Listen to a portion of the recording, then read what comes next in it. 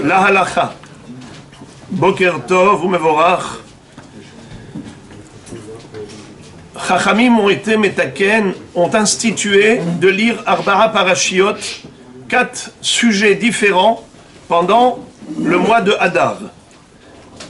Et pour quelle raison? On va expliquer immédiatement. Parashat Shkalim, Parashat Zachor, Parashat Para et Parashat HaChodesh. La Parashat Shkalim, c'est soit le Shabbat qui précède Rosh Chodesh Hadar, soit le Rosh Chodesh Hadar lui-même s'il tombe Shabbat. En l'occurrence, cette année, c'est le cas. Rosh Chodesh Hadar va tomber Shabbat. Quelle est la différence si Parashat Shkalim, le Shabbat tombe avant Rosh Chodesh?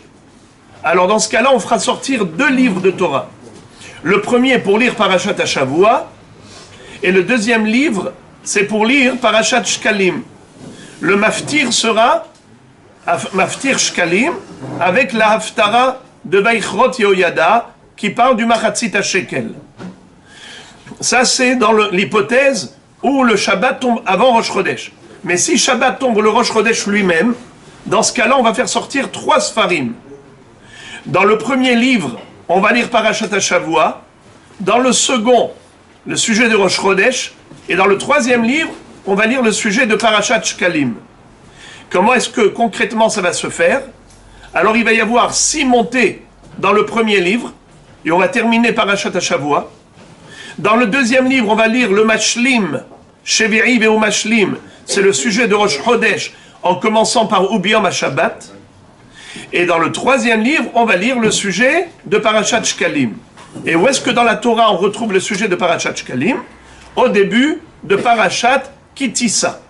Là-bas, la Torah donne la mitzvah de Machatzit HaShekel, ce que les bénis Israël devaient faire avec dans le désert pour la construction du Mishkan. Mais pas uniquement. C'est une mitzvah qui a été perpétuelle.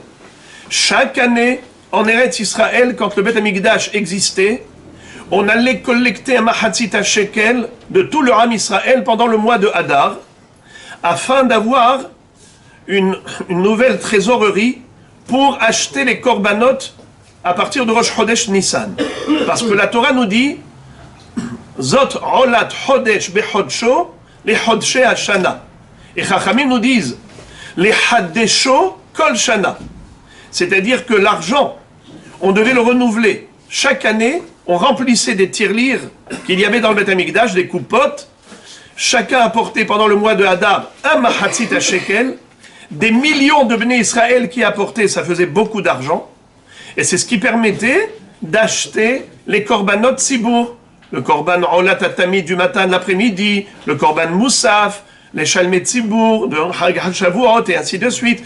Tout ce qui est communautaire ne pouvait pas être acheté avec les deniers d'un particulier. Il fallait que ce soit acheté avec l'argent collectif de tout le Tzibour du Ham Israël.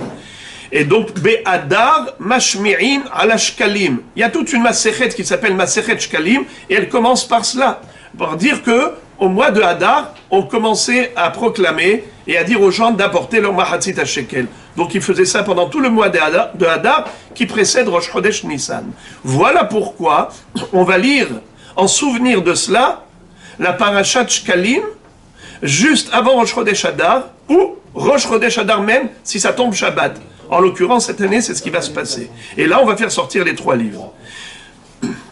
Donc ça, pour l'instant, je parle juste de Shkalim, mais Azrat Hashem, plus tard, je parlerai des autres parashiot.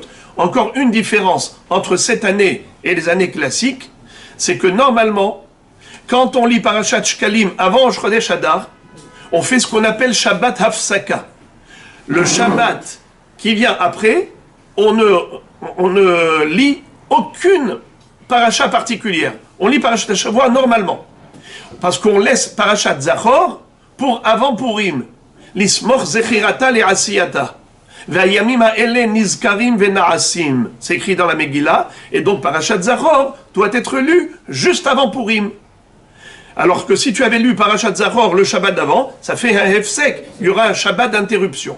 Alors on fait le Shabbat d'interruption entre Parashat Shkalim et Zachor pour justement juxtaposer Zachor à Purim. Mais cette année, on n'aura pas besoin de faire Hafsaka. on va lire consécutivement Parashat Shkalim et le Shabbat d'après Parashat Zachor. Pourquoi? Parce qu'en effet, on n'a pas besoin de marquer une interruption, puisque Zachor sera de toutes les manières juxtaposé à Purim. Donc voilà déjà pour entamer les halachot de ce qu'on appelle Arba Parashiot du mois de Hadar. Brouchim Tiyu.